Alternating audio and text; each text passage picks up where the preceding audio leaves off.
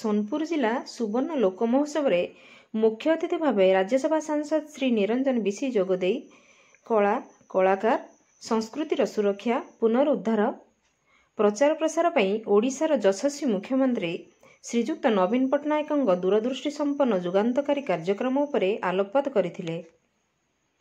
युव ओडिशा नवीन ओडिशा कार्यक्रम अति चमत्कार भाव छात्र छात्री एवं युवशक्ति क्रीड़ा कला संस्कृति समाजसेवा क्षेत्र में कृतित्व हासिल करथिबा हाईस्कूल एवं कॉलेज छात्र छात्री और ग्रामांचल युवक अनुष्ठान गुड़िक पुरस्कार बंटन करथिले।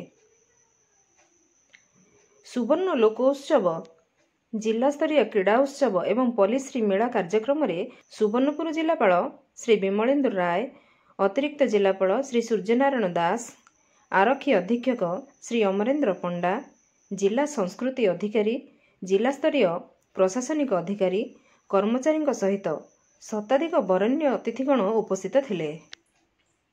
हजार हजार संख्यार दर्शक उत्सव में जोग देइथिले। Bureau report Nagaraj news.